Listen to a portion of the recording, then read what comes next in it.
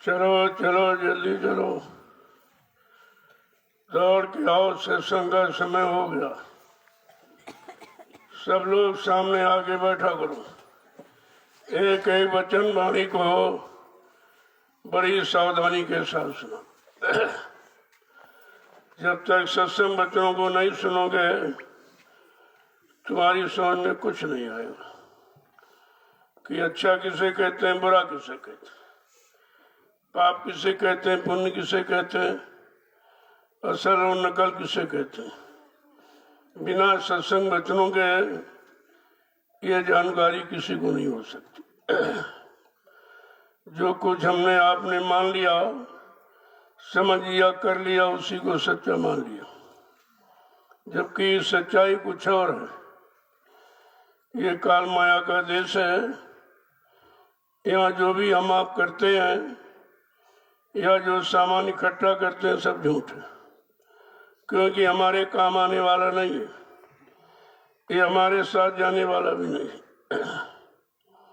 इसी सच्चाई को समझाने के लिए कलयुग में संत महापुरुष आए। उन्होंने सच्चाई का रास्ता सबके सामने खोल के रखा। हम सब जीव काल माया के जाल में फंसे थे, उसी को सच्चा मान रहे थे, उसी को सच्चा समझ रहे थे और सच्चा समझ कर रहे थे। लेकिन जब संत महापुरुषों ने राज खोला कि सत्य क्या है, असत्य क्या है, झूठ क्या है, सच्चाई अच्छाई बुराई क्या, तब ये समझ में आया कि असलियत क्या है। इसीलिए कहा कि जब तक संत नहीं मिलेंगे तब तक सही सच्चा राज समझ में नहीं आएगा। महापुरुषों ने जब कलयुग में रास्ता खोला, हम सब काल के जाल में फंसे जीवों को निकालने के लिए, तब ये पता चला कि वास्तव में हमारा आपका सच्चा हमदर्दी, सच्चा हितैषी कौन है। नहीं तो हम जिनको मान रहे थे उन्हीं को समझ रहे थे। जब धीरे धीरे सत्संग वचनों को सुना गया, तब सच्चाई की जानकारी हुई, तब लोगों को इधर से भी रुखी हुई और उधर की तड़प और विरह पैदा हुई कि मतलब यानी सच्चा अच्छा कुछ और था, हम किसी और को मान बैठे थे। संत नाते जगत में तो जयमाता संसार। संत महापुरुषों का आगमन इस भारत भूमि पर ना हुआ होता तो हम सब लोग काल माया के जाल से न निकल पाते और इन जीवात्माओं को कभी राहत छुट्टी नहीं मिल सकती थी। देखो कितने युगों का भूला बिछड़ा काम जो हम नहीं जानते थे, किसी ने नहीं बताया, नहीं समझाया, नहीं जानकारी दी, वो आकर के संत महापुरुषों ने खोला। इसीलिए कहते हैं हमारे सच्चे साथी, सच्चे हमदर्दी, शुभचिंतक, रहबर रहनुमा संत महापुरुष हैं, जिन्होंने कम से कम सच्चाई का भेद तो बताया, अच्छाई का रास्ता दिखाया, सही सच्चे अच्छे रास्ते पर चलने की प्रेरणा दिया और हम सबको सही सच्चे रास्ते पर चलने की शक्ति भी प्रदान की। हम सब कमजोर जीव अपने आप नहीं खड़े हो सकते थे, उन्होंने अपना बल पौरुष सारा देकर हम सबको खड़ा किया। ये संत वचन ही हमारा सहारा है, हमारा सच्चा आधार है, हमारे सच्चे जीवन की जानकारी का। इसीलिए कहा जब भी ऐसा समय वक्त मिला करे तो ये समझ लो हमारे सबों पर हरि गुरु की कृपा हो गई। बिना उनकी कृपा के संत महापुरुष नहीं मिलते और बगैर संत महापुरुषों के ये काल माया के देश की जानकारी होती नहीं, क्योंकि जितने पहले युगों में आए जिनको हम अच्छा सच्चा मानते थे, ऋषि मुनि योगी महर्षि और अवतारी शक्तियाँ ज्ञानी वैज्ञानी, उन्हीं की बात को हमने सच्चा मान लिया और उसी को सच्चाई का रास्ता समझकर पकड़ लिया और उसी पर चल करके इतना समय निकल गया कि अभी तक हम निकल नहीं पाए। इसलिए प्रेमियों, जब कभी ऐसा अवसर मिला करे तो समझ लो हमारे किसी पुण्य कर्म का फल जागा, वही हमें आपको घसीट के ले आया। हम आप नहीं आते, ये तो पुण्य कर्म ही हमें आपको पकड़ के ले आया।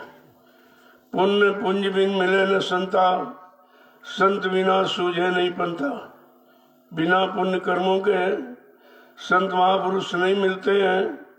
बगैर संत महापुरुषों के जीवन का असली रास्ता, असली राज रहस्य समझ में नहीं आता कि आखिरकार उस परम पिता परमात्मा ने हमें आपको ये मानव शरीर मनुष्य मंदिर क्यों दिया, किस काम के लिए दिया।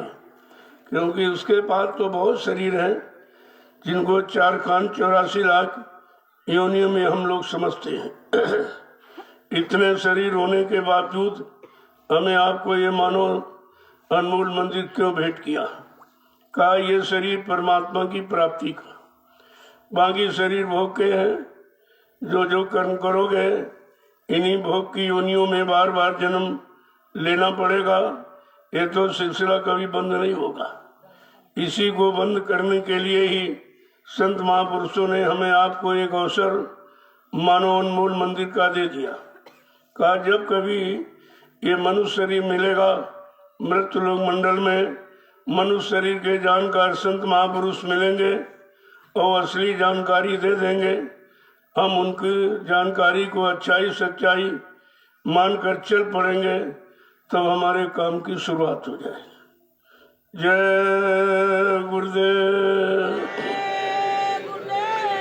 जय गुरुदेव, जय गुरुदेव, जय गुरुदेव, जय गुरुदेव। जय गुरुदेव नाम किसका, प्रभु का, जय गुरुदेव नाम किसका, प्रभु का, जय गुरुदेव नाम किसका, प्रभु का, प्रभु का प्यारा नाम। जय गुरुदेव। समृद्ध दाता दयालु पूज्य स्वामी जी महाराज, आज के इस प्रातःकालीन नैमिषारण्य की तपोभूमि पर लघु सत्संग में सम्मिलित होने वाले समस्त गुरासिक प्रेमीजनों, बड़े सौभाग्य का समय है कि ऐसे गंदे खान पान के बीच, गंदी संग सोवत के बीच, गंदे कर्म क्रियाकलाप के बीच हमें एक सही सच्चे अच्छे रास्ते पर चलने की प्रेरणा दी जा रही, अच्छे सच्चे रास्ते की जानकारी दी जा रही। यहाँ तो कोई ऐसा आया नहीं जिसने सच्चाई की बात कही हो या सच्चे रास्ते की जानकारी दी हो या सच्चे रास्ते पर चलने का सहयोग किया। ऐसा यहाँ कोई नहीं है जो आपको सच्चे रास्ते पर चलने का सहयोग करे। यहाँ सब बुरे रास्ते पर चलने चलाने वाले हैं, उसी तरफ ले जाने घसीटने वाले हैं, क्योंकि ये रास्ता सबको मालूम नहीं है। ये तो जो संतों की शरण में चला गया, शरण चरण में रहकर अपने आप को कुर्बान कर दिया, वो जीव तो समझ पाता। बाकी आते जाते तो बहुत रहते हैं, ऐसे बेचारे अनभिज्ञ अज्ञान रह जाते हैं, कोई जानकारी नहीं ले पाते। तो मानव जीवन का सच्चा अर्थ तो परमात्मा की प्राप्ति ही है। अगर जब तक वो न मिले तो समझ लो मानव जीवन हमारा व्यर्थ में जा रहा। जो असली काम न हो पाया, फिर ये मानव शरीर मिलने का मतलब ही क्या हुआ। इसलिए संत महापुरुषों ने कहा, देखो एक दिन ये मानव शरीर छोड़ना पड़ेगा, चाहे राजा महाराजा धनी मानी, गरीब अमीर, पढ़ा लिखा अनपढ़, हिंदू मुसलमान कोई हो, ये तो एक दिन सबको छोड़ना पड़ेगा, क्योंकि हमें आपको किराए पर भाड़े पर मिला। अभी तक हमने आपने इसको किराए भाड़े का नहीं माना, अपना माना है। अपना समझ कर ही इसको हम उन कार्यों में फंसा के रखा जो अपने काम नहीं, जो अपनी सच्चाई के नहीं है, अपने साथ जाने चलने वाले नहीं है, अपना साथ देने वाले नहीं। हमने उन्हीं को सच्चा अच्छा मान लिया है। जब तक संत महापुरुष के वचन नहीं मिलेंगे तो ये जानकारी किसी को नहीं हो सकती। बड़ा दुर्लभ है, बड़े भाग मानुष तन पावा, सुर दुर्लभ, कहते देवताओं को भी दुर्लभ है। ऐसा ही मानो अनमोल शरीर हमें आपको परमात्मा ने दिया, अपनी प्राप्ति के लिए दिया। इस शरीर में जब जीवात्मा को अवसर मौका मिलेगा और इस शरीर के जानकार संत महापुरुष मिल जाएंगे, उनसे अगर नाम की युक्ति मिल जाए, उनकी नाम की युक्ति पर विश्वास करके हम लोग अपना आधार बना लें और चलने लगे, तो ये मानव जीवन सार्थक हो सकता है। अन्यथा तो करोड़ों लोगों को मिला हुआ है, किसने सार्थक बना पाया। बस सब उतने में लगाए, खाने खाना पीना सोना कमाना, मलमूत्र त्याग करना, आल औलाद बच्चे पैदा करना, इसके अलावा हमने अपने मानव शरीर का कोई अर्थ ही नहीं जाना था, क्योंकि किसी ने बताया नहीं। जो आए सब इसी खटकर्मों में लगे रहे, इन्हीं 6 कर्मों में फंसे रहे। ये 7वां कर्म जिसके लिए मानव शरीर मिला है, वो तो किसी ने बताया नहीं। ये सत्कर्म क्या है, सच्चा कर्म क्या है कि जीवात्मा जगह परमात्मा से मिले, अपने घर पहुंचे, ये है सच्चा कर्म, बाकी सब झूठा है। अब हम झूठ को कैसे सिद्ध करें झूठ है, या सत्य को कैसे सिद्ध करें ये सत्य है। तो कहा, बहुर काल करिए सत्संगा, तबे होए संशय सब भंगा। जो बहुत समय तक सत्संग करते रहोगे, सुनते सुनाते पढ़ते पढ़ाते नहीं, करते रहोगे। जब करोगे तो करनी का फल, करनी का अनुभव, एक्सपीरियंस सब हो जाता है। इसीलिए संत मत करनी सिखाता है और काल मत सुननी बकनी ये सिखाता है। दोनों में बहुत अंतर। हम आप काल और दयाल को समझी कहाँ पाए कि क्योंकि यहाँ काल शक्तियाँ आती जाती रही, काल का यहाँ बोलबाला रहा है, क्योंकि ये काल माया का देश है। जो भी शक्तियाँ काल से संबंधित, माया से संबंधित आई और इसी काल माया के बनाए कर्मों के जाल में वो भी फंसे रहे। राजा महाराजा तो बन गए, धनी मानी बन गए, उनकी एक कीर्ति और यश तो उनका हो गया, इतिहास भी बन गया, लोग उनकी पूजा भी कर रहे हैं। लेकिन जिस काम के लिए मानव शरीर मिला वो उनका भी नहीं हो पाया, क्योंकि ये काम संत महापुरुषों के सिवा और इस भूमंडल पर कोई कर नहीं सकता। उस समय संत महापुरुष आए नहीं थे तो उनको मिले ही नहीं, जब आए नहीं थे तो मिलते कैसे, तो वो भी सबके सब बसे रहे। इसीलिए महापुरुषों ने समझा के कहा, वेद थके ब्रह्मा थके, थक गए शेष महेश, और गीता का जहाँ गम नहीं वो सतगुरु का देश। ऐसा वो देश है जहाँ की कोई जा ही नहीं सका। यानी मतलब वो अखंड, ऐसा वो प्रकाशमान आनंदमय चेतन देश है जहाँ ये कोई नहीं पहुंचे, जिनको आपने सब कुछ मान लिया था कि ब्रह्मा विष्णु महादेव तो यही सब कुछ है, यही सृष्टि करता है, एक पालन करता है, एक संहार करता है, इनके सिवा कोई और कुछ है ही नहीं। यहीं तक हमें आपको जानकारी दी गई थी, क्योंकि इसके आगे का कोई आया नहीं तो आगे की जानकारी मिले नहीं। इसीलिए कहा घिरी बदरिया पाप की बरस रहे अंगार, और संत नाते जगत में तो जरमता संसार। इनका आगमन न हुआ होता तो हम सभी कुछ नहीं जान पाते। जब वो ऋषि मुनि हजारों वर्ष जंगलों में तपस्या करते रहे, भोगों से दूर रहे, शरीर को सुखा दिया, हड्डियों को गला दिया, और मतलब यानी तो वो नहीं समझ पाए, तो हम सब कलयुग के गंदे भोगी विलासी जीव कैसे जान सकते। ये तो जनाने वाले जब आ गए, उनकी दया हो गई, उन्होंने कृपा दया मेहरबानी करके, हम सब उस लायक नहीं थे, लेकिन फिर ही उन्होंने दे दिया, बिना मांगे दे दिया, और बिना बताए बुलाए आ गए। ये सब काम अपनी मौज मर्जी से किया। जो अपनी मौज मर्जी से आया है, अपनी मौज मर्जी से काम करेगा, और काम करके अपनी मौज मर्जी से ही जाएगा। ना मुझे कोई लाया, ना यहाँ से कोई भेज सकता है। यही तो उनकी महिमा है। इसी महिमा को हम लोग समझ नहीं पाए, तभी तो भूल भ्रम में रह गए। तो सत्य तो केवल मौत ही है, और यहाँ कुछ सत्य नहीं, क्योंकि मौत निश्चित है, उसे कोई टाल नहीं सकता। वैसे संत महापुरुषों ने कहा है, उनको अधिकार है, वो मौत को भी टाल सकते हैं। खत्म तो नहीं कर सकते हैं, लेकिन टाल सकते हैं, ये अधिकार उनको है। इसीलिए तो कहा भाई कि मतलब संत लेख पर मेख मारे। जो ब्रह्मा ने कलम चला दी हमारे आपके पाप पुण्य कर्मों की सजा और लाभ देने की, संत महापुरुष सेवा के द्वारा उस ब्रह्मा के कलम का लिखा अक्षर उसको भी मिट सकते। इतनी बड़ी शक्ति सामर्थ्य लेकर भूमंडल पर संत महापुरुष आते हैं, तभी तो जीवों को जगा लेते, तभी यहाँ से ले जाते। ऐसे तो कोई लेके जा ही नहीं सकता है, क्योंकि काल और माया की व्यवस्था है। उसने अखंड तपस्या सत्पुरुष की करके, और मतलब यानी इस भंडार को प्राप्त किया है। जब उसको तपस्या से भंडार मिला तो भला इसको कौन यहाँ से ले जा सकता। लेकिन जिसने दिया है वहीं से संत महापुरुष आते।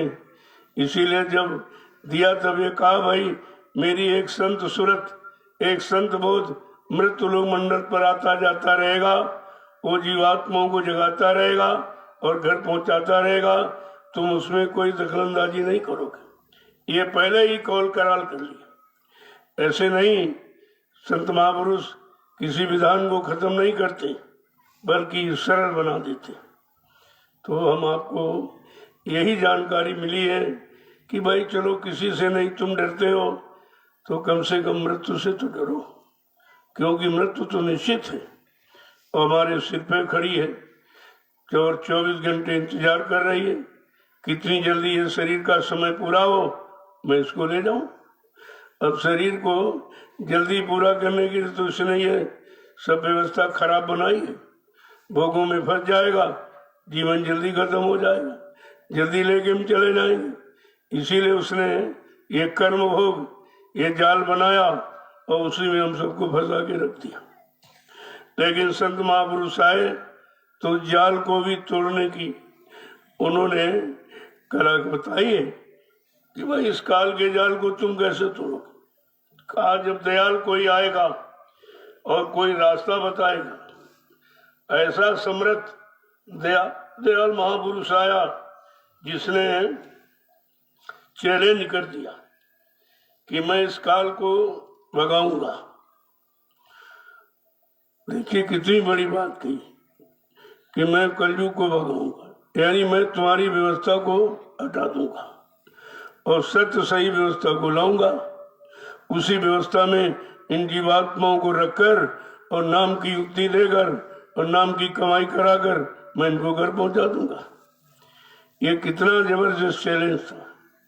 अगर इसी को हम समझ लेते फिर भी अपने समर्थ दाता सदगुरु दयाल में कोई शंका नहीं होती। शंका तो इस बात की हुई कि हमने जानकारी नहीं दी। जो जानकारी दी उसको हमने आपने सत्य सही मान नहीं पाया, अपने में विश्वास जमा नहीं पाया, उस दृढ़ता मजबूती को जब बना नहीं पाए तभी तो शंका हो गई। तो जरा महापुरुषों के दो वचन सुन लीजिए। उन्होंने असलियत सच्चाई का कैसे बयान किया कि मौत से डरत रहो दिन रात, मौत से डरत रहो दिन रात, मौत से डरत रहो दिन रात, मौत से डरत रहो दिन रात। कहते तुम रात दिन ये डर रखो कि मौत हमारे पीछे खड़ी है, हमारा इंतजार कर रही है। इसका मतलब कभी न कभी पकड़ के ले जाएगा। हम उससे छुटकारा नहीं पा सकते क्योंकि ये काल माया का देश ही है। यहाँ जो इसीलिए इसको मृत्युलोक कहा है, जो शरीर धारण करेगा उसको मौत के हवाले होना पड़ेगा। लेकिन समझाकर महापुरुष कैसे इस मानव शरीर को सार्थक बनाते हैं कि एक दिन भारी बीर पड़ेगी, एक दिन भारी भीड़ पड़ेगी, एक दिन भारी भीड़ पड़ेगी, एक दिन भारी भीड़ पड़ेगी। जम खून देंगे धरी धरी लात, जम खून देंगे धरी धर लात, मौत से डरत रहो दिन रात, मौत से डरत रहो दिन रात। कैसा समझा के कह रहे हैं। एक दिन गाड़ी मुसीबत पड़ेगी, जमराजा लेने के लिए आ जाएगा, अपने जमदूतों को भेजेगा कि जाओ इसका मृत्युलोक शरीर में रहने का शरीर में समय पूरा, जाओ जीवात्मा को ले आओ। कहते ऐसे नहीं, जम खूनेंगे धर धर लात, हमारे सीने पे लात रखेंगे, जबरदस्ती मार पीट पीट के इस जीवात्मा को निकाल के ले जाए। किस लिए? कहेंगे तूने तो वादा किया था, जब तू माँ के गर्भ में थी उस समय तुझे वादा किया था कि हमको इस नरक कुंड से बाहर करो, मैं तुम्हारा दिन रात भजन करूंगी। तूने तो उसको बिल्कुल किया ही नहीं, कभी एक पल घड़ी भी नाम नहीं लिया। कहा चल जल्दी निकल, जो वादा खिलाफी किया है उसी की तो मार है। मारते घसीटते पीटते वो दरबार में जाके खड़ा करते थे। फिर हमारे आपके कर्मों की वही खोल के पड़ता जमराज, तूने पला दिन इस तारीख में इस महीने इस सन में ये किया, इसमें ये किया पूरा। मतलब ऐसे भाई जजमेंट तो जब ही देगा जब वही बनेगी, अगर वही नहीं तो जजमेंट काय का देगा। तो ऐसा मत समझो कि कोई देख नहीं रहा, देखने वाली जीवात्मा तो अंदर ही बैठी है, वो तुम्हारे अच्छे बुरे पाप उन कर्मों को सब देख रही, उससे तो कोई बच ही नहीं सकता। देखने वाली अंदर बैठी, तुम इधर उधर बाहर आंखों से देखा झांका ताका कि कोई नहीं है, फट से बुरा कर्म कर डाला। तो मतलब कोई नहीं देख रहा कोई, अरे देखने वाला तो अंदर है बैठी हुई, और स्पर्श से नोट कर लेती किस तारीख किस दिन महीने में तुमने क्या किया। तो कहते हैं कि युवा दिन की तूने याद विसारी, दिन की तूने याद बिसारी, दिन की तूने याद विसारी, दिन की तूने याद बिसारी। अब भोगन में राहत भुलात, अब भोगन में राहत भुलात, मौत से डरत रहो दिन रात, मौत से डरत रहो दिन रात। और तुम उस दिन की यादें भूल रहे हो कि एक दिन जाना पड़ेगा। ये याद भूल गई है। अगर ये याद बनी रहे कि एक दिन जाना है तो फिर ये गलत काम कोई नहीं करेगा। ये संचय जो इकट्ठा कर रहे हो इसका उसका छीन झपट के भी नहीं करते, क्योंकि जानकारी होती जब कुछ जाना नहीं साथ में तो हम क्यों किसी का ले लें, और ले लेंगे तो देना पड़ेगा। हो सकता है साधना पूरी हो जाए, अगर कर्म कर्जा रहेगा तो फिर वापिस आना पड़ेगा। इसलिए अगर स्वप्न में भी किसी का कर्जा याद आ जाए तो जब जगो पहले उसका कर्जा था, फिर कहीं भूल जाओगे तो साधना तुम्हारी पूरी हो गई फिर भी आपको, क्योंकि वह जाने नहीं देगा। क्योंकि धर्मराज दरबार में सबका जहरा ले, वो गेट पर खड़ा वहां दरवाजे पर तलाशी लेता, अरे भाई कोई कर्म कर्जा तो नहीं बाकी रह गया। हमारे देश में आए थे, क्या क्या तुमने अच्छा बुरा पाप पुण्य शुभ अशुभ जो किया है उसमें कुछ बाकी तो नहीं रह गया। अगर थोड़ा सा कोई बाकी रह जाएगा तो फौरन ढकेल देगा, जाओ पहले उसको पूरा करके आओ। इसीलिए तो कहा कि भाई कोई कर्म कर्जा न बनने पावे, इतना करो, इतना इकट्ठा करो, इतना मतलब यानी कि किसी का कर्म कर्जा न बन जाए। लेकिन इसका होश हो तब तो, जानकारी हो तब तो। यहाँ तो ये है कि किसका मिल जाए और कितना मिल जाए और कैसे मिल जाए, उसमें कितना अपराध हो जाए, गुनाह पाप बन जाए, लेकिन मिलना चाहिए। क्योंकि उनको ये जानकारी नहीं है कि जो वो ये इकट्ठा कर रहे हैं ये गुनाह और पाप है, इसका खमियाजा भोगना पड़ेगा। काया से जो कारज होई, बिन भोगे बचे नहीं कोई। शरीर इंद्रियों से जो भी हम आप अच्छा बुरा कर रहे हैं उसका फल भोग अवश्य करना पड़ेगा।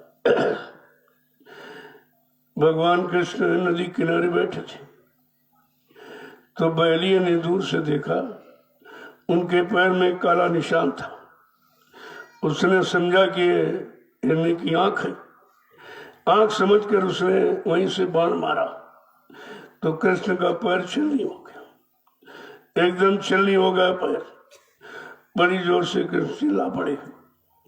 बैलिए ने समझा शिकार हो गया तो दौड़ के आया, देखा कृष्ण भगवान चिल्ला रहे, हाथ जोड़ के कह रहा कि महाराज क्षमा कर दीजिए, अपराध धोखे में हो गया, धोखे में अपराध हो गया, क्षमा कर दीजिए। कृष्ण ने कहा अरे भाई कोई तुम्हारा अपराध नहीं है।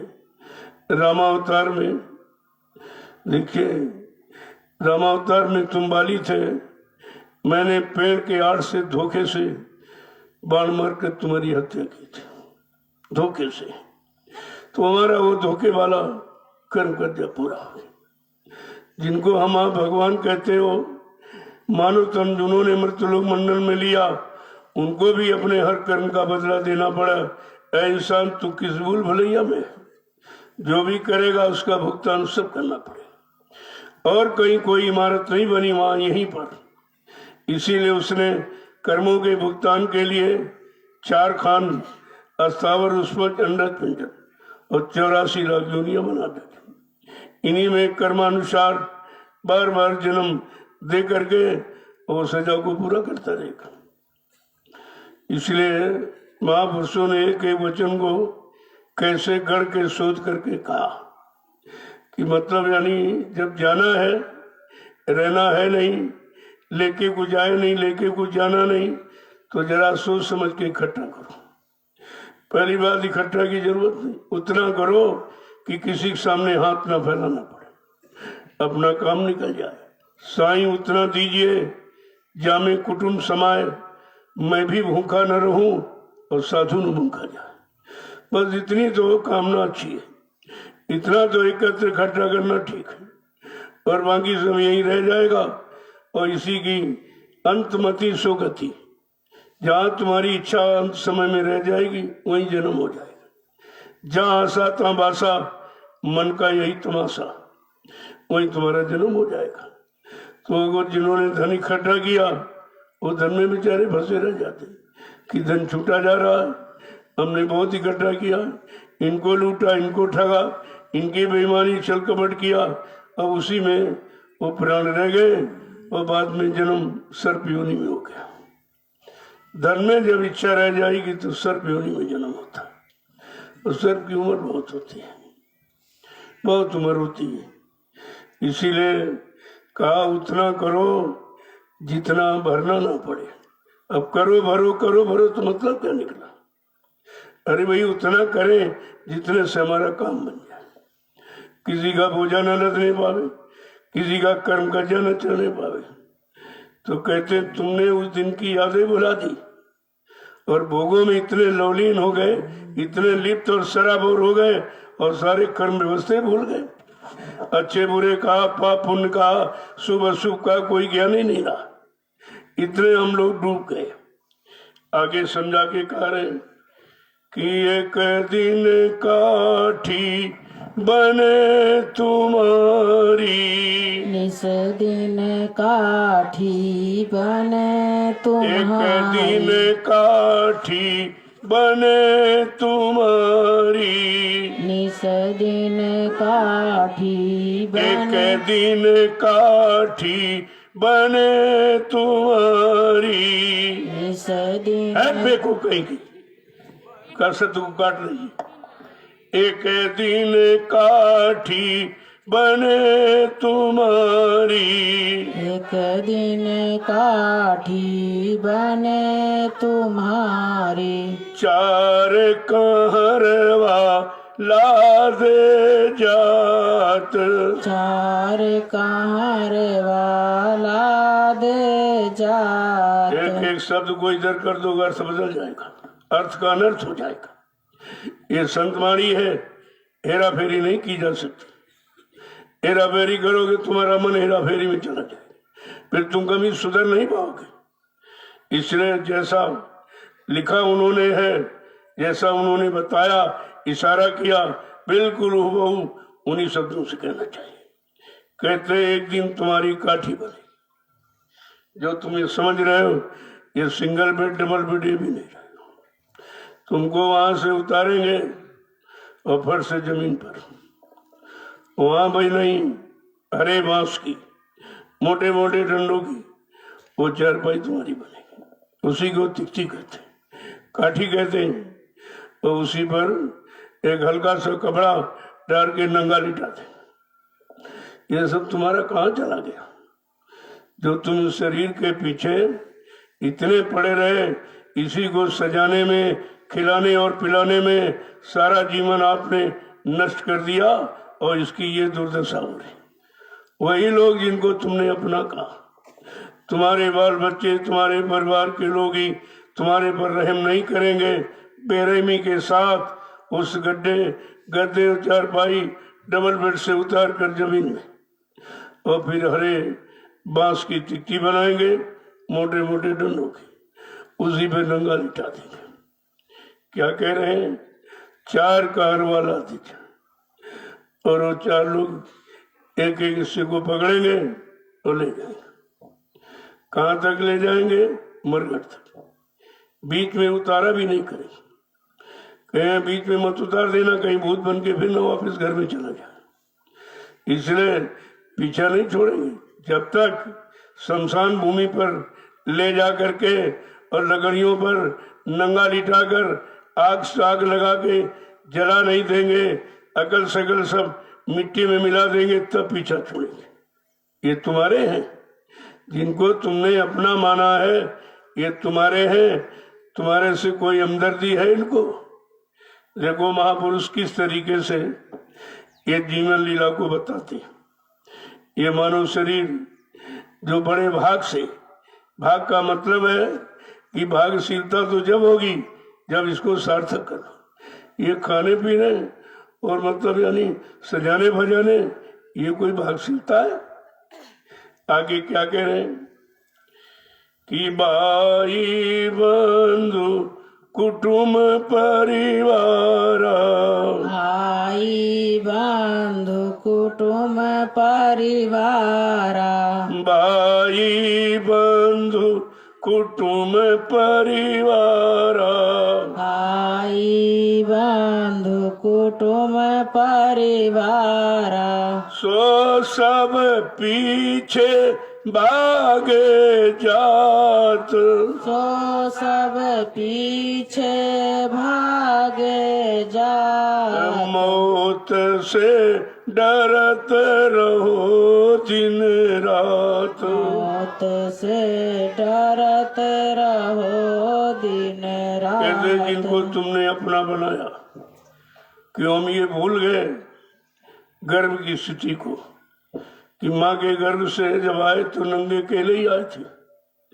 कपड़ा तक शरीर पर कुछ नहीं था, और कोई साथ में कोई बेटा बेटी पति पत्नी भाई बंधु कुछ लेके नहीं, कोई दुकान मकान जमीन धन दौलत रुपया पैसा कुछ लेके नहीं आए।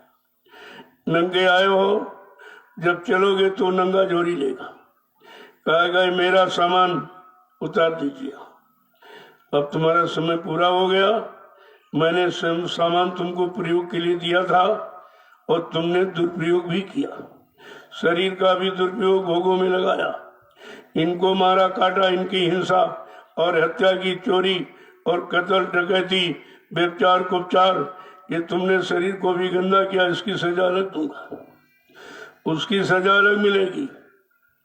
और कहा कि वे जिनको तुमने अपना बनाया ये सब मरघट तक आंसू गिरा के वापिस लौट आएगा, तुम्हारे साथ कोई नहीं जाए, तुम्हारा साथ देने वाला साथ जाने वाला कोई यहाँ है नहीं, तुम अज्ञानता भूल भ्रम में इनको अपना मान बैठे हो। संत महापुरुष पूरी जीवन की कहानी मानव शरीर की बिल्कुल पाक साफ शब्दों में स्पष्ट करके बताते हैं, ताकि ये मानव जीवन बार बार तो मिलेगा नहीं। हम ये समझते हैं अब की बार मिल गया फिर मिल जाएगा, ऐसा नहीं है। कबहू कर करुणा निर्देही देत ईस बिन हेतु स्नेही, कभी कभी करुणा निधान कृपया दया मेहरबानी करके ये मानव अनमोल मंदिर हमें आपको दे देता है कि जाओ अब की बार मनुष्य शरीर में जीवात्मा है तो किसी संत महात्मा की तलाश करके अपने घर जाने का रास्ता पूछ लेना और चले जाना, फिर वापस कभी मत आना। देखो किस तरीके से कहते जिनको अपना बनाया वो सब जला गुल राख कर दिया, वो सब वापिस लौट गया, कोई साथी नहीं बना। पत्नी मरी तो पति साथ नहीं गया, पति मरा तो पत्नी साथ नहीं गई, भाई मरा तो भाई साथ नहीं गया, बेटा मरा तो बाप साथ नहीं गया, बाप मरा बेटा साथ। क्योंकि सच्चे साथी का चुनाव हम आप करते ही नहीं। पहली बात हम जानते नहीं सच्चा साथी है को, जिनका जब आंख खुली, इधर जब पैदा हुए आंख खुली तो इन्हीं को देखा, जिनको देखा उन्हीं को मान लिया, जो को देखा उसको अपना मान लिया और इतना मानकर उसी में फंस गए। अब हम सच्चाई को भूल गए। तो महापुरुष इसीलिए तो सारा ज्ञान कराते हैं कि भाई तुम नंगे आए थे, अकेले आए थे, जब कुछ लेके नहीं आए हो तो तुम लेके कैसे जाओगे, तुम्हें नंगे अकेले जाना पड़ेगा, यहाँ कोई तुम्हारा साथी नहीं, इसलिए अपने मानव जीवन का सच्चा साथी बना लो। तो महापुरुषों ने सच्चे साथी की पहचान भी दी कि संगी साथी गुरु को लेना, ये संगी साथी ये गुरु जी को लेना, और भेद इन्हीं का जाना है, और सुरति शब्द का साधन करके और अपने घर चढ़ जाना है, फंसना नहीं देश बिराना है, का ये देश ही तुम्हारा नहीं। जब देश तुम्हारा नहीं तो तुम्हारा यहाँ कोई नहीं, तुम्हारा यहाँ कोई है ही नहीं। जो कहते हो हमारा वो भी तुम्हारा नहीं, जो सामान इकट्ठा कहते हैं भी तुम्हारा नहीं। देखिए किस तरह की जानकारी देते हैं। तभी तो कहते हैं संत नाते जगत में तो जन्मता संसार। ये सारा संसार जन्म मरण से कभी छुटकारा पाने वाला नहीं था अगर संत महापुरुषों ने दया कृपा मेहरबानी करके इस मृत लोक मंडल पर अपना पदार्पण न किया होता। कैसे समझा के कह रहे हैं, हम लोग कहाँ समझ पाते। आगे क्या कह रहे हैं, आगे मरघट होय उतारा, आगे मरघट होय उतारा, आगे मरघट होय उतारा, आगे मरघट होय उतारा, तिरिया रोवे बिखेरे बाल, तिरिया रोवे बिखेरे बाल, मौत से डरत रहो दिन रात, मौत से डरत रहो दिन रात। जो तुम्हारे हैं जिनको अपना मान रहे हो ये घर में भी नहीं रखेंगे और बीच में कहीं नहीं उतारेंगे, सीधे मरघट में ले वहां पर तुम्हारी चिता बनेगी, वहीं पर नंगा लिटा देंगे और आग लगाकर एकदम राख कर देंगे। तुम्हारा बेटा ही तुम्हारी आग लगाएगा। जिनको अपना कह रहे हो अपना है, अपने अपने हैं, अपनों के लिए तुमने सारा जीवन यानी गंवा दिया और अपने कर क्या रहे जरा इसको देखो। तुम्हारे साथ इसी शरीर से तुमने बेटा बेटी पैदा किए, इसी शरीर से उनके लिए दुकान मकान जमीन बनाया, इसी शरीर से पढ़ाया लिखाया सब कमाया धमाया, और ये इसी शरीर से पलने वाले और बनने वाले तुम्हारे साथ कर क्या रहे। जरा इसको तो समझ लो कि तुम्हारा यहाँ कोई नहीं। कहते आगे मरघट होय उतारा, बीच में कहीं नहीं रखेंगे, सीधे ले जाएंगे शमशान भूमि पर।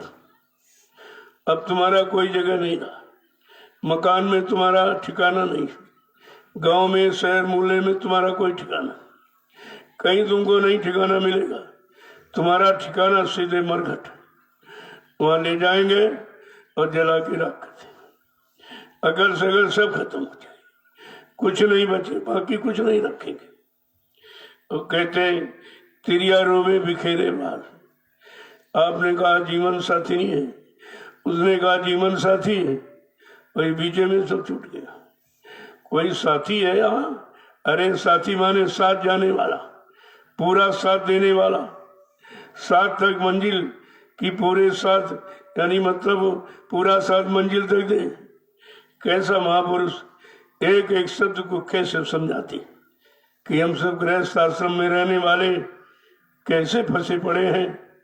अभी तक सत्य का भान और ज्ञान नहीं हो पाया कि वास्तव में सत्य है क्या।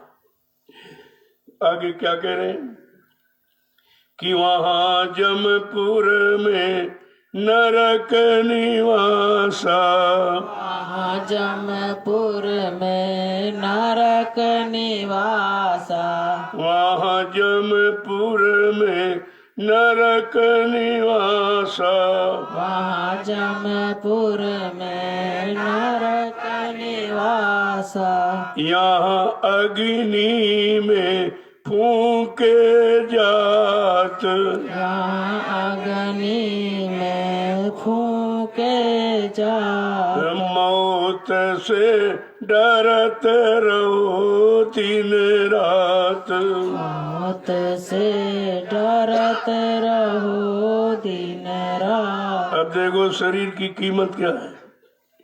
कहते वहां जमपुर में नरक निवासा, जो जो यहाँ कर्म किए हो उसके अनुसार नरकों में वहां पिटाई, वहां वो पीटी जा रही, यहाँ ये फूका जा रहा। दोनों दीन बिगाड़े तुमने, न ग्रही न त्यागी। यानी इधर शरीर के लिए सब कुछ करते रहे और इसको यहाँ जलाया जा रहा, उधर आत्मा के लिए कुछ किया नहीं, वो बेचारी निकाल के नरकों में, वो नरकों में पीटी जा रही, ये शरीर यहाँ फूका जा रहा। दोनों दीन बिगाड़े तुमने, न ग्रही न त्यागी। न हरि भजे न घर सुख पाए, और बिरथा बिहाय गई और दुनिया ते पेरे प्यारे एको ना भाई। एक भी काम नहीं हुआ, न शरीर का काम, न शरीर में को जीवन नहीं, चेतन का रूप देने वाली चेतन जीवात्मा का भी काम नहीं। तुम्हारे तो दोनों काम रह गए। जिसके लिए मानव अनमोल मंदिर ये शरीर दिया गया, जीवात्मा को अवसर मौका दिया गया, न तुमने शरीर का काम किया और न जीवात्मा का काम किया। तो क्या कह रहे हैं कि आपने तो सब कुछ बिगाड़ दिया।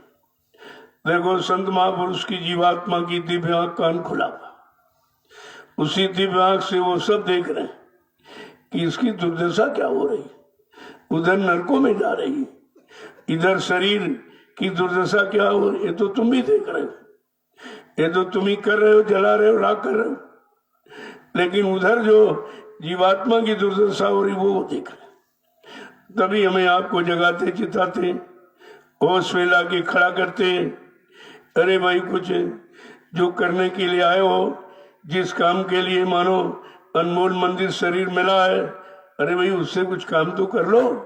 नहीं, ये बार बार नहीं मिलेगा, ये बार बार नहीं मिलेगा। साधन धाम मोक्ष कर द्वारा, और पाए निजी परलोक समारा। यही शरीर साधनों का धाम और इसमें मोक्ष का दरवाजा है। अगर उस दरवाजे की जानकारी न ली पाई, जहाँ जीवात्मा सुरत रू बैठी, और वहां से जीवात्मा को जगाकर घर नहीं पहुंचा पाया, तो ये मानव जीवन व्यर्थ में चला जाएगा। फिर और किसी शरीर में जाकर ये काम नहीं हो सकता। देखो आगे क्या कह रहे हैं कि दोनों तीन बिगाड़े अपने, दोनों दीन बिगाड़े अपने, दोनों तीन बिगाड़े अपने, दोनों दीन बिगाड़े अपने। क्यों नहीं सुनता सतगुर बात, क्यों नहीं सुनता सतगुरु बात, क्यों नहीं सुनता सतगुरु बात, क्यों नहीं सुनता सतगुरु बात। मौत से डरत रहो दिन रात, मौत से डरत रहो दिन रात। तूने लोक परलोक दोनों बिगाड़ दिए। भौतिक, आध्यात्मिक, नूरानी, जिस्मानी, अंतर्मुखी, बहिर्मुखी दोनों बिगाड़ दिए, क्योंकि तूने सतगुरु की बात नहीं सुनी।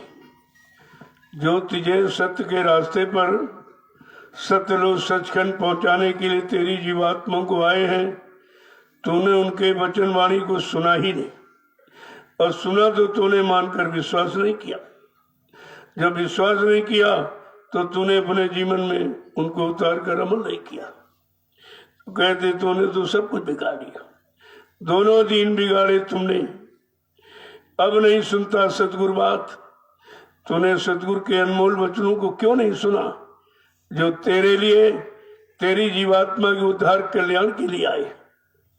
आगे क्या कह रहे हैं कि वह दिन बहु पछितावा होगा, दिन बहु पछितावा होगा, वह दिन बहु पछितावा होगा, वह दिन बहु पछितावा होगा। अब तुम करते अपनी घात, अब तुम करते अपनी घात। मौत से डरत रहो दिन रात, मौत से डरत रहो दिन रात। अगर सतगुरु की बात को नहीं मान पाया, उन पर विश्वास, उनके वचनों पर विश्वास नहीं कर पाया। उन्होंने जो नाम आधार नाम युक्ति दी उस पर भी आपने विश्वास नहीं किया, तो कहते तुम्हें पछतावा होगा। लेकिन फिर पछताए होत का जब चिड़िया चुन गई खेत। सारा जीवन निकल गया, भोगों ने चुन लिया, शरीर को खत्म कर दिया। अब पछताने से क्या होता? वो तो पछताना न पड़े, पहले उनके वचनों को अगर मान लो, समझ लो, जो नाम की युक्ति नाम का आधार देते हैं उसको विश्वास के साथ पकड़कर हम सुबह शाम आत्मा के घाट पर बैठकर उस नाम का अभ्यास कर ले तो हमारा सब काम बन जाएगा। वो तो काम बनाने के लिए आए और हम उनकी बातें नहीं सुनते, न मानते हैं, अपनी मनमानी करते। तो कहते तुझे तो बड़ा पछतावा होगा। और फिर पश्चाताप कोई काम करेगा, पश्चाताप काम नहीं करता है। वो तो समय से जाग जाओ, चेत जाओ और सुन लो, समझ लो, कर लो, तो ये जीवन सार्थक हो जाएगा। आगे क्या कह रहे हैं? और तुमने अपना कितना नुकसान, अपनी घात। चलो दूसरे का नुकसान तो अपना ही नुकसान कर। तुम समझते थे दूसरे की चोरी कर रहे हैं, दूसरे को धोखा दे रहे हैं, दूसरे की हिंसा कर रहे हैं। नहीं, तुम अपना नुकसान कर, क्योंकि ये सब जो कर रहे हो ये तुमको भरना पड़ेगा, इसका भुगतान तुम्हें करना पड़ेगा, इसकी सजा तुमको भोगनी पड़ेगी। हम समझते हैं कि इनका छीन रहे, इनका लूट रहे, इनका ले रहे, अरे नहीं, तुम अपना ही नुकसान करो, ये सब भरना पड़ेगा। आगे समझा के क्या कह रहे हैं कि जवानी गई बुढ़ापा आया, जवानी गई बुढ़ापा आया, जवानी गई बुढ़ापा आया, जवानी गई बुढ़ापा आया। अब के दिन का इनका साथ, अब के दिन का इनका साथ, अब के दिन का इनका साथ, अब के दिन का इनका साथ। मौत से डरते रहो दिन रात, मौत से डरते रहो दिन रात। समझा के कह रहे जवानी आई चली गई, और जवानी में सारी ताकत, भरपूर ताकत शरीर में होती है। आप सब कुछ कर सकते हो, जब शरीर में शक्ति ताकत है तो सब कुछ कर सकते हो। वो जवानी की सारी शक्ति भोगों में खत्म कर दी। जितनी जवानी की शक्ति थी, ताकत थी, सब भोगों में खत्म कर दी। और मिला क्या? बुढ़ापा मिला। जवानी को नष्ट बर्बाद करने के बाद तुम्हारे हाथ लगा ये बुढ़ापा, यानी बूढ़ा आपा। आपा माने घमंड, गरूर, गुमान, बूढ़ा माने सब डूब गया। अब आंखों ने देखना बंद कर दिया, कानों ने सुनना बंद कर दिया, दांतों ने चबाना बंद कर दिया, पैरों ने चलना बंद कर दिया, हाथों ने उठाना बंद कर दिया। मन, संकल्प, विकल्प यानी याददाश्त सब खत्म हो गई। ये सब कुछ खोया है। मिला तो था, ऐसा नहीं कि मिला नहीं, और सबको मिला, लेकिन मिल करके ये सार्थक किसने बना पाया? मिल करके तुम कहाँ इसको लगा पाए, कहाँ मिला पाए, यही जानकारी नहीं थी। इसी सत्य की जानकारी देने के लिए संत महापुरुष आते हैं और खोल करके रास्ता बताते हैं कि तुम्हारी है, देखो बचपन भी चला गया, जवानी भी चली गई, लेकिन बुढ़ापा क्या कह रहा है? हम वो बचपन जवानी नहीं जो चले जाएं, हम तुमको लेके जाएंगे। बुढ़ापा कह रहा हम तुमको लेके जाएंगे, हम ऐसे जाने वाले नहीं हैं। कहते कि अब बताओ तुम्हारा कितने दिन का साथ रह गया, क्योंकि मानव शरीर की उम्र कलयुग में 100 वर्ष की, वो भी नियम संयम, अच्छे मानवीय खान पान को करो, अच्छी संग सोबत में रहो, अच्छे कर्म करोगे तब। अगर बुरे खान पान और बुरी संग सम्मत और बुरी कमाई में फंस गए तो 50 में खेल खत्म हो जाएगा। फिर ये मानो अनमोल मंदिर आपको नहीं मिलेगा। कहते हैं अब बताओ कितने दिन का साथ रहेगा, इस शरीर में रहने का, भोगों में फंसने का, परिवार में उलझने का, अरे कितना समय रह गया। लेकिन बेचारा समझ ही नहीं पा रहा, जोर लगा रहा, अब हो जाए, अब हो जाएगा, अब हो जाएगा। अरे पीछे तो घूम के देख, जब वो समय अच्छा वाला निकल गया, अब इसमें क्या होने वाला, इस बुढ़ापे में क्या होना है। आगे क्या करें, चेत करो मानो यह कहना, करो मानो यह कहना, चेत करो मानो यह कहना, चेत करो मानो यह कहना, गुरु के चरण झुकाओ माथ, गुरु के चरण झुकाओ माथ, गुरु के चरण झुकाओ माथ, गुरु के चरण झुकाओ माथ। देखो महापुरुष क्या कह रहे हैं, अरे अब भी जागो चेतो और ये कहना मान लो, जाओ सतगुरु के चरणों में अपना मत्था टेको। मत्था टेकने का मतलब जो कुछ गुनाह है सबकी माफी मांगो, जाके माफी मांगो। झुकने का मतलब अर्पण करना, आत्मसमर्पित भाव होता है। कहा जाओ अब समर्पित भाव से कहो जो कुछ हो गया हम समझ नहीं पाए, जो अच्छा बुरा हुआ आप उसको माफ कर दीजिए। हम अज्ञानी जीव हैं, हम नहीं समझ पाए, न अच्छे की पहचान न बुरे की पहचान। अब आप दया कृपा मेहरबानी कर दीजिए, क्योंकि आप सर्वसमर्थ हैं, आप इसी काम के लिए आए हैं, आप माफी देने के लिए आए हैं। हम जैसे गुनहगारों को माफ कर दीजिए। कहते कि गुरु के चरण झुकाओ माथ, जो इस काम के लिए आया है वो तुम्हारा अवश्य करेगा। लेकिन भरी भली बुरी खोटी खरी गुरु आगे सब खोल, ये छिपाने की बात नहीं है, क्योंकि वो सब कुछ जानते, छिपा तुम सकते नहीं। जो सब कुछ देख रहा तो आप छिपा नहीं सकते हो, जो सब कुछ जान रहा उसे तुम क्या बताओगे। आगे क्या कह रहे हैं कि सतगुरु पूरे कहे समझाई, सतगुरु पूरे कहे समझाई, सतगुरु पूरे कहे समझाई, सतगुरु पूरे कहे समझाई। अब तुमको बहुविधि समझात, अब तुमको बहुविधि समझात, अब तुमको बहुविधि समझात, अब तुमको बहुविधि समझात। मौत से डरत रहो दिन रात, मौत से डरत रहो दिन रात। आज जो पूरे महापुरुष मिलते, पूरे माने जो पूरी जानकारी लेके आते, पूरा अधिकार लेके आते माफी का, और जीवात्मा को जगाने का, परमात्मा से मिलाने का, घर पहुंचाने का पूरा भेद, पूरी जानकारी, पूरी शक्ति, सामर्थ्य लेके आते।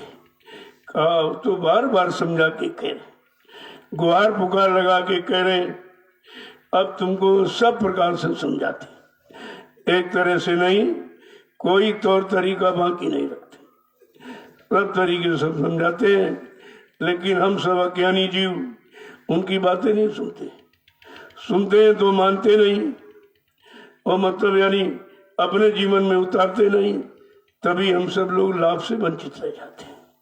लाभ तो जब मिलेगा जब वचनों को जीवन में उतारोगे, एक एक वचन का आधार बना के जीवन निकालोगे तो जीवन शुद्ध हो जाएगा, ये मानव जीवन सार्थक हो जाएगा, और मानव जीवन को चेतन का रूप देने वाली चेतन जीवात्मा का उद्धार भी हो जाएगा।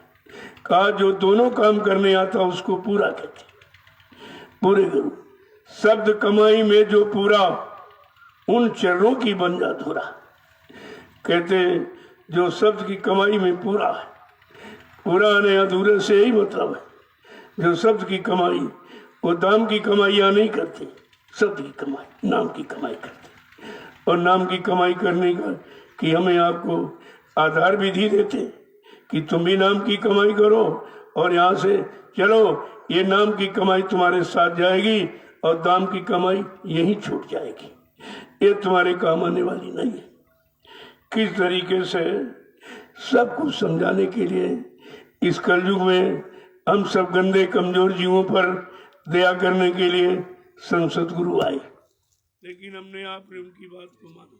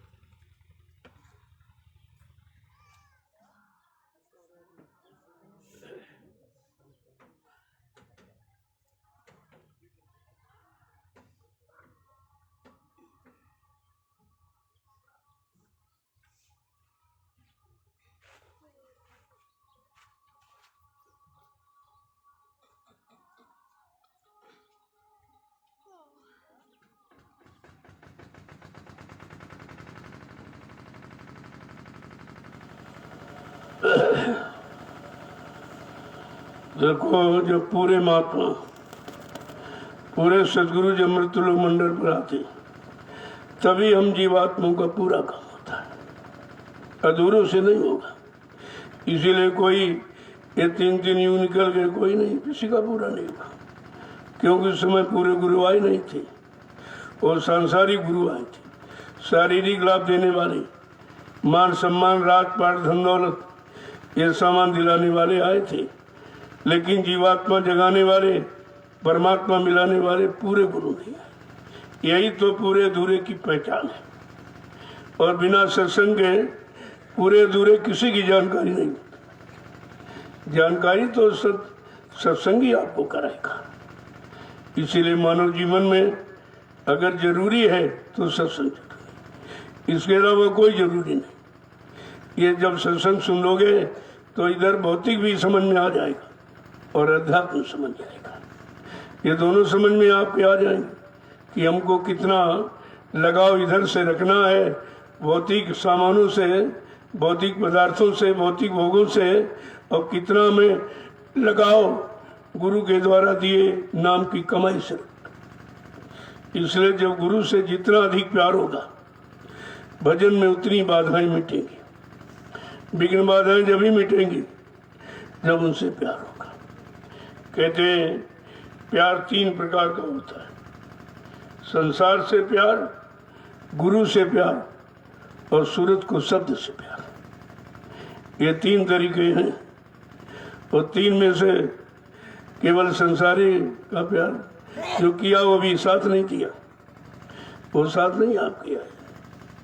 लेकिन जब गुरु से प्यार करोगे तो वो उस शब्द से, सूरत को शब्द से प्यार करना सिखा देंगे, वो दोनों काम करा देंगे। इसीलिए तो कहते कि भाई जब तक गुरु मिले नहीं साचा, तब तक गुरु कीजिए 10 पाँचा। जब तक सच्चा गुरु सतलो सचखंड जीवात्मा को पहुंचाने वाला न मिले, तब तक कहते हैं जैसे प्राइमरी का गुरु मिल गया तो प्राइमरी ज्ञान करा दे, और प्राइमरी में बैठे रहो, हट जीत करे तो फिर जूनियर वाला थोड़ी मिल जाएगा। वो तो स्टेप बाय स्टेप बनाई गई। प्राइमरी के बाद जूनियर है, जूनियर की बात होनी, इधर उधर, ये जैसे इधर ये शिक्षा का स्तर बनाया उसी तरह उधर भी बनाया गया। उधर भी अगर संसार का गुरु मिलेगा तो संसार की बात बताए, अध्यात्म का मिल जाएगा तो अध्यात्म की बात बता दे। अगर अध्यात्म का मिल गया तो संसार अध्यात्म दोनों की बात बता देगा।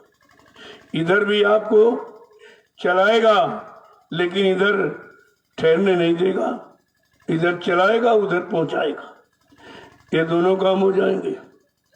इसलिए कहा गुरु से जितना ज्यादा प्यार होगा उतनी विघ्न बाधाएं भजन की कट जाएंगी, टल जाएंगे। तो तुम ये सब कुछ करते नहीं हो। संसार की नासवान वस्तुओं से, नासवान भोगों से इतना लगाव, इतना प्रेम है कि सब उसी में यानी रह गए और आगे का कुछ जानकारी आपने नहीं। अब वो सब यही छूट गया। वो प्यार तुम्हारा काम करने वाला नहीं, वो प्यार तुम्हारे साथ है ही नहीं, वो तो तुम्हारे साथ स्वार्थ का था। अगर कमाई लाना घर में जाना बंद कर दो तो कोई नहीं प्यार करेगा, वो तो कमाई ले जाओगे तो है। यही बात तो समझ की सोचनी चाहिए। लेकिन ये समझ और सोच और ज्ञान बुद्धि कब आती? जब सत्संग मिलेगा। तभी तो महापुरुषों ने कहा बिन सत्संग विवेक न होई और राम कृपा बिन सुलभ न सोई। बिना सत्संग के बुद्धि में विवेक ज्ञान होता नहीं है और बगैर परमात्मा की कृपा के संत महापुरुष सुनते नहीं। भगवान केवल इतना काम करेगा कि संत महापुरुषों के पास पहुंचा देगा, वो इतना ही काम उसका, वो इतना ही काम करेगा। और जब पहुंच गए तो तुम अपना काम बना लो, उनसे जुक्ति ले लो और बस उसकी कमाई में लग जाओ। धन की कमाई करके देख लिया, कुछ नहीं हाथ लगा, ना कुछ मिला ना कुछ हाथ लगा। जरा नाम की कमाई करके देख ले, जो तेरे साथ जाने वाली, लेकिन नाम की कमाई समझ में कहाँ थी, क्योंकि वो दिखाई नहीं देती, इन आंखों से दिखाई देती। क्योंकि नाम की कमाई वो दिव्य आंख का विषय है और दाम की कमाई इन शरीर के आंखों का विषय है। तो ये आंख खुली कान खुले, लेकिन उधर ना आंख खुली ना कान खुला, इसलिए उधर का कुछ दिखाई नहीं दे रहा। तो जब दिखाई नहीं दे रहा बेचारा अंधा ही उधर के लिए, अंधा बहरा फिरे जगत में, कुछ बेचारों को नहीं मालूम है उधर की तरफ। तो पूरा सदगुरु उधर की बात, उधर की जीवात्मा की दिव्य आंख खोलेगा, उधर जीवात्मा का दिव्य कान खोलेगा, ताकि उधर का सुनाई दिखाई देने लगे तो उधर आप चलने लगोगे, उधर सुनने लगोगे। तो बात तो इसलिए इसीलिए समझा के कहा भाई उधर की आंख कान यहाँ खोलेगा कौन? ऐसा कोई है? तो इशारा करके गोस्वामी महाराज ने रामचरितमानस के उत्तरकांड में सबको लिख दिया। सारे प्रश्नों का उत्तर है, जितने जीवन के प्रश्न हो सकते हैं सारे प्रश्नों का उत्तर है उसमें। कहा सदगुरु वैद्य वचन विश्वासा और संयम ये न विषय की आशा। जब सदगुरु रूपी वैद्य मिल जाए, उनके वचनों पर विश्वास हो जाए और संयम ये है कि विषय वासनों की इच्छा न रहे, तो वो तुम्हारा आंख कान खोल देंगे। तब खोल देंगे, शर्त सब में लगेगी। ऐसा नहीं परहेज सब में, बगैर परहेज की कोई दवा न इधर काम करती न उधर काम करेगी। तो उधर परहेज ये है कि विषय वासनों की इच्छा न रहे, तो तुम्हारी जीवात्मा का दिव्य आंख खोल देंगे, दिव्य कान खोल देंगे, जिससे उधर का दिखाई और सुनाई सब देने लगेगा। जब उधर का दिखाई सुनाई देगा तो इधर अपने आप भूल जाओगे, क्यों इधर से उधर बहुत अच्छा। ये सब जानकारी बिना सत्संग तो हो नहीं सकती। जय गुरुदेव, जय गुरुदेव, जय गुरुदेव, जय गुरुदेव। नाम किसका? प्रभु का। जय गुरुदेव। नाम किसका?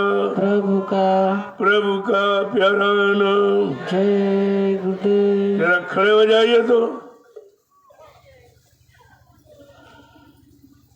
बहुत देर बैठे हो गए, ऐसे बहुत देर यहाँ फंसे हो गए। निकलने का नंबर आया तो सुस्ती आ गई। बात तो इसलिए, और निकलने का तरीका ये सुमरन ध्यान भजन, सत्संग, सेवा और भजन, ये तीन रास्ते निकलने के। तीन में से अभी तो एक भी समझ में नहीं आया। न वचन सुन पाते हो, सो जाते हो, सेवा में आलस करते हो और भजन में मन नहीं लगता। जब तीन में से एक भी काम नहीं करोगे तो फिर काम बनेगा कैसे? बनने बनाने का आधार केवल तीन ही, जय गुरुदेव, जय गुरुदेव, जय गुरुदेव, जय गुरुदेव। जय गुरुदेव। नाम किसका? प्रभु का, जय गुरुदेव। नाम किसका? प्रभु का, प्रभु का प्यारा नाम। जय गुरुदेव, जोर से बोले, जय गुरुदेव, सब मिल बोले, जय गुरुदेव, बोलना होगा। जय गुरुदेव, अभी से बोले, जय गुरुदेव, दुख दर्द हरेंगे, जय गुरुदेव, सब कष्ट मिटेंगे, सुख शांति भी देंगे। सबके दाता, सबके मालिक, प्रेम से बोले, ये नाम नहीं इंसान का, नाम है प्रभु का, ये काम नहीं इंसान का। काम है प्रभु का। देखो ये कलयुग का जगाया नाम हम सब कलयुग के जीवों के लिए, जैसे सतयुग के जीवों के लिए हरि नाम योगियों ने जगाया था, त्रेता के जीवों के लिए राम नाम ऋषि मुनियों ने जगाया था, और द्वापर युग के लिए कृष्ण नाम जगाया था। ऐसे कलयुग के हम सब जीवों के लिए जय गुरुदेव नाम प्रभु का, इसलिए प्रभु शब्द जोड़ा गया, क्योंकि ये सारी सत्ता यहाँ से वहाँ तक प्रभु की है।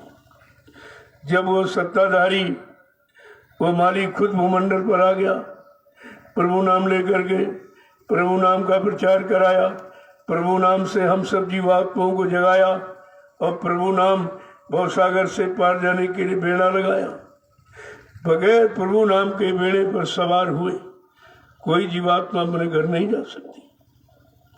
इसीलिए सब बीच के नामों को लेते रहे, बीच तक रहे, फिर नीचे आ गए, क्योंकि बीच के किसी लोक से और बीच के किसी लोक के आए नाम से जीवात्मा घर नहीं जा सकती। वो बीच के लोक तक जाएगी और फिर पुण्य छीड़े भ्रत मृत्यु लोक है, वो पुण्य कर्म छीण हुआ तो फिर आपको मृत्यु लोक में ढकेल दिया गया। इसलिए अब की बार समृद्ध दाता दयालु प्रभु धाम से, अनामी धाम से प्रभु नाम लेके आए कि चलो जीवात्माएं बहुत दिनों से भटक रही हैं, अब इनको एक बार सारा देकर घर पहुंचा दिया गया। बेचारी कम से कम अपने घर जाएगी तो सुख शांति तो पाएगी, इसलिए ये सब किया गया। और हमें आपको इसी पर विचार करना चाहिए था, लेकिन ये सोच समझ नहीं पाए, क्योंकि पहले कभी इस तरह का मतलब यानी राह नहीं था। वो पिछले नाम जो आए उन्हीं को हम लेते रहे, और लोगों को बताने वाले भी उन्हीं के नाम के थे। उन्हीं युग की मतलब उस लोक की साधना करने वाले नहीं मिले, केवल पढ़ने वाले, सुनाने वाले, गाने बजाने वाले मिले। इसीलिए वहीं तक सीमित रह गए, और वहां तक भी कोई नहीं पहुंच पाएगा। वो तो पहुंचेगा जब उस नाम की साधना करेगा, और उस नाम को लेकर जो आए उनकी शरण में जाएगा, उनके वचनों को मानेगा, जब वो दया करेंगे तब वो धाम पहुंचा देंगे। ये हर युग में हर नाम का यही काम रहा। अगर उस युग के नामों के काम को हम समझ लेते तो अपने कलयुग के युग के नाम की महिमा जानकर हम अपना काम बना लेते, लेकिन बात तो वो भी समझ में नहीं आई। जय गुरुदेव, जय गुरुदेव। देखो आप लोग सेवा में चलो, कोई सेवा मिल जाए तो जरूर करो, क्योंकि यहाँ आए हो तो सेवा जरूर करो। और तो कुछ हो नहीं पा रहा, सेवा कर लो। और वो जिस तरह की सेवा में, सेवा कोई छोटी बड़ी नहीं होती। जो जीव जिस सेवा के लायक है, जिस सेवा से उसका काम होना है, उसको वही सेवा दी जाती। तुम उसमें शंका संदेह बोल ब्रह्म क्यों करते? यही तो सबसे बड़ी कमी है। जो तुमको मिल जाए तुम्हारे लिए वही है, तुम्हारा उसी से काम हो जाएगा। बात तो काम से रखो, मतलब तो कोई ना कोई सेवाएं जरूर करो। आए हो तो बैठो मत रहो, तमाम सेवाएं देख रहे हो आप, इधर उधर चले जाओ, देख लो कितना सामान इधर उधर ये पड़ा रहता है, ये भी तो तुम्हारा है। तुम्हारी गाड़ी कमाई से एक खरीद के ले आएगा, तो जिम्मेदारी समझो कि हमारा, उठाकर उसको यथास्थान रख दो, ये भी सेवा है। मैंने कहा था भाई जितना ईंट रोड़ा इधर उधर पड़ा है, इस सब में तुम्हारी कमाई लगी हुई है, तुम्हारे पैसे तो खरीद के लाया गए, तुम ये इसको अपना समझते नहीं हो। चले जा रहे हो पैर से कुचलते रोनते, कोई फिक्र है आपको नहीं, उसे उठाइए भोर से यथास्थान ले जाए, ये भी तो सेवा है। एक तरह की नहीं, सेवा तो बहुत तरह की। तुम्हारी समझ में सेवा आ जाए, सेवा का भाव बन जाए, तो सेवा की कमी कहाँ है। यहाँ तो सब जगह जगह सेवा ही सेवा है।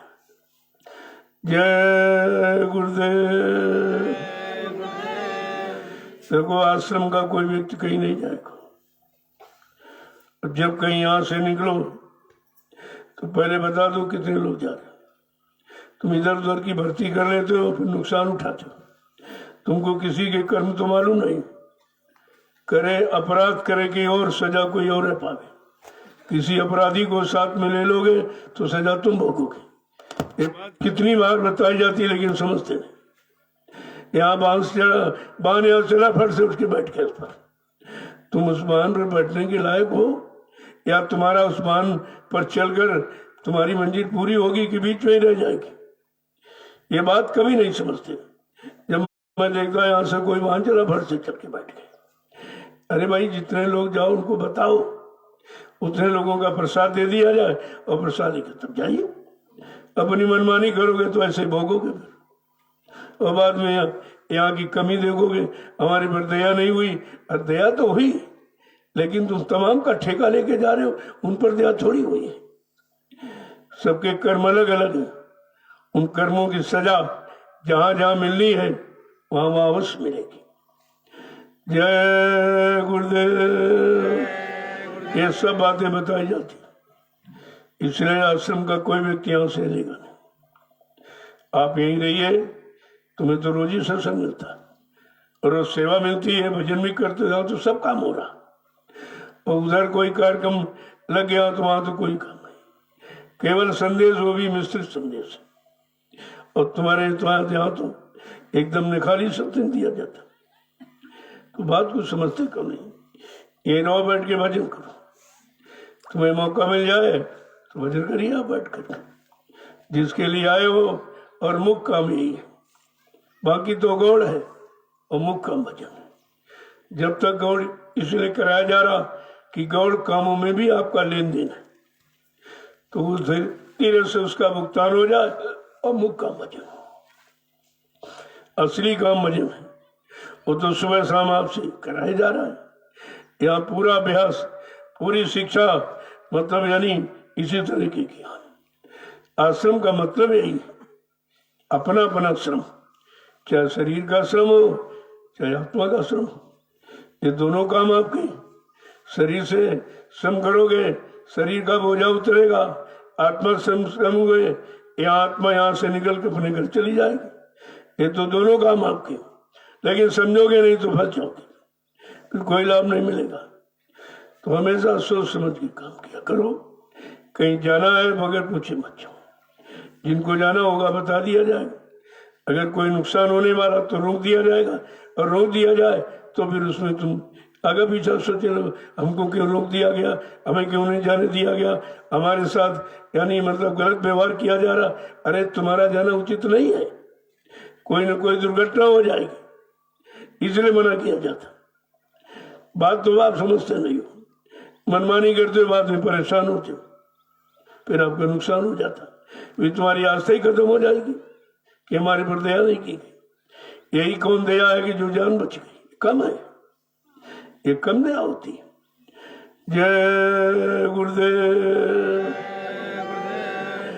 अब आप चलिए कोई ना कोई सेवा देंगे। देखो राष्ट्र के नाम संदेश, वो गणतंत्र दिवस की पावन मेला पर देवरिया जिले में होगा।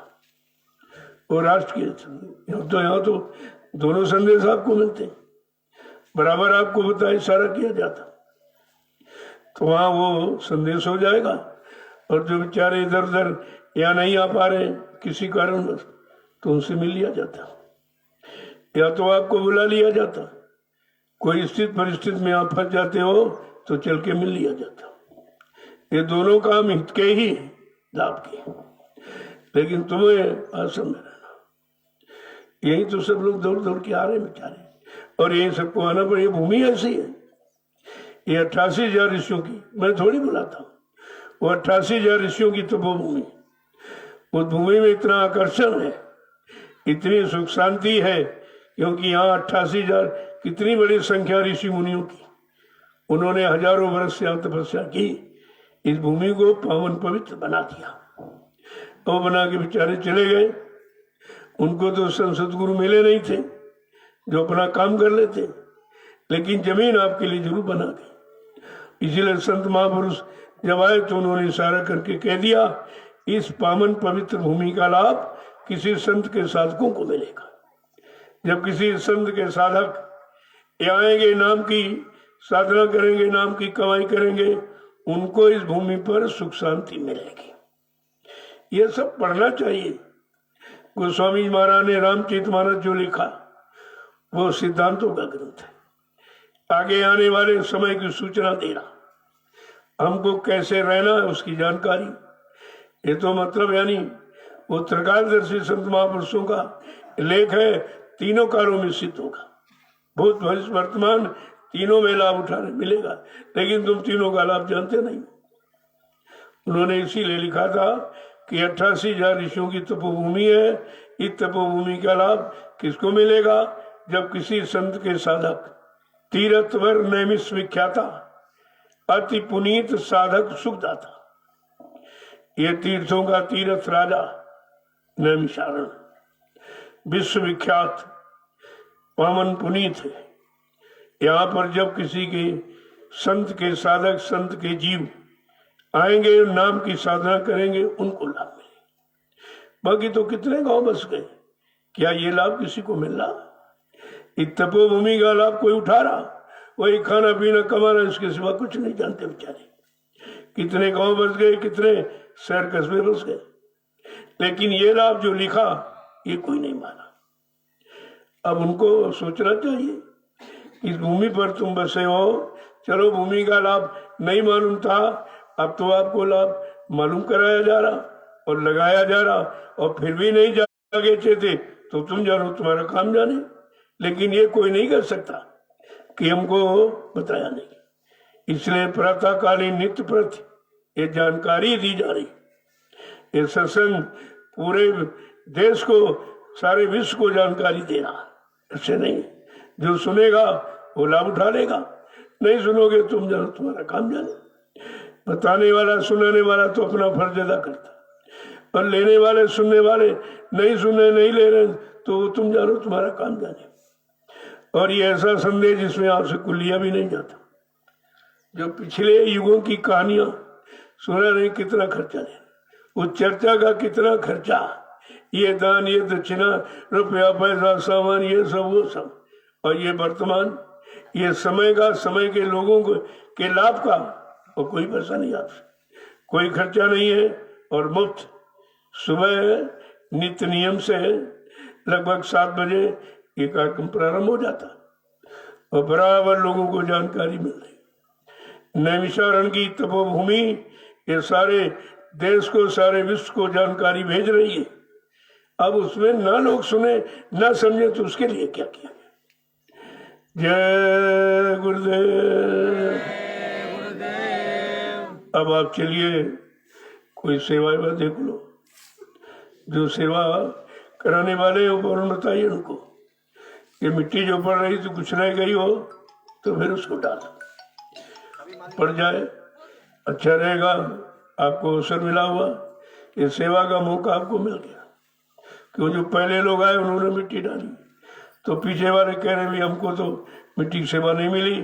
हमने नहीं, भाई तुम्हारे लिए कोई ना कोई रास्ता निकाल दिया जाएगा। निकल गया आपका लिए, और ये सत्संग स्थल बन रहा। ये तो बहुत महत्वपूर्ण है। कितने लोग आएंगे, इसी मिट्टी पर बैठकर सत्संग सुनेंगे, भजन करेंगे, सेवा करेंगे, वो लाभ आपके खाते में आएगा। ये छोटी मोटी सेवा नहीं है। इसलिए सबको इस मिट्टी की सेवा में लगना चाहिए। और तो तुम कुछ कर नहीं सकते हो, ये तो बहुत सरल है, इसमें तो कुछ कहीं से ले आना थोड़ी है। जय गुरुदेव। तो चलिए आप उधर मिट्टी की सेवा में, उधर जो निर्माण कार्य हो रहा, कुछ लोग वहां चले जाओ, कि वहां सहयोग नहीं करोगे फिर वो भी काम बंद हो जाएगा। और आज मिस्त्री खाली न बैठे पावे, वहां भी पहुंचिए आप, 25-30 नौजवान वहां पहुंच जाओ और बाकी सब यहाँ काम करो। कोई ना कोई सेवा का आधार बनाया जाता कि आपको, यानी समय आपका खराब ना हो और समय का लाभ आपको भी मिल जाए। और तुम उस बात को जब नहीं समझोगे तो फिर लाभ से खाली रह जाओगे, खाली रह जाओगे आप। जय गुरुदेव।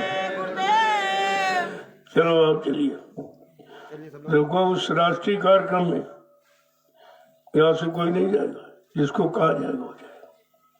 तुम बात समझते नहीं, कोई घटना हो जाएगी बात में मत करना, इसलिए जिनको कहा जाए वो जाएंगे, बाकी कोई नहीं जाएगा। इन्हें अपनी मनमानी करके बैठ लो, बाद में कोई बात हो जाए और यहाँ से दोष लगाते हो कि हमारे पर दया नहीं हुई, हमारी संभाल नहीं हुई। तो संभाल दया की बात तुम मानते ही कहाँ? तुम्हारी इच्छा से मन मर्जी थोड़ी संभाल दया हो जाए। इसलिए जिनको आदेश होगा वो जाएंगे, बाकी सब लोग यही भजन करो, रहो। यहाँ क्या कमी है? यहाँ तो सब कुछ है, सब कुछ आपको इतना अच्छा अवसर कहाँ मिलेगा? घर में भी आप नहीं कर पाओगे, घर में भी रोटी और सब्जी और इनकी जरूरत है, उसके लिए भागा दौड़ी करोगे। यहाँ तो कुछ नहीं करना, बना बनाया भोजन मिलना है, फट से गए ले आए, बैठ के खा ली। तो भजन तो करो कम से कम। यहाँ तो कोई चिंता आपकी है नहीं कि भाई आटा नहीं है, सब्जी नहीं, दाल नहीं, ये नहीं वो नहीं, कुछ नहीं, सब तुम्हारी व्यवस्था है। अगर ये व्यवस्था का प्रयोग करके भी आप भजन नहीं कर सकते फिर कब करोगे? घर में तो आप वैसे नहीं कर पाओगे। गृह कार्य नाना जंजाला, इतनी चिंताएं, इतनी समस्याएं हैं। यहाँ तो कोई चिंता, कोई समस्या तुम्हारी नहीं। तब समस्याओं का समाधान कर दिया गया, फिर भी आप भजन नहीं करते हो, नहीं सेवा करते हो, नहीं सत्संग सुनते हो, फिर तुम जानो तुम्हारा काम जाने। ये बात कुछ कह नहीं सकते हो। जय गुरुदेव। चलिए आप लोग सेवा करते हैं।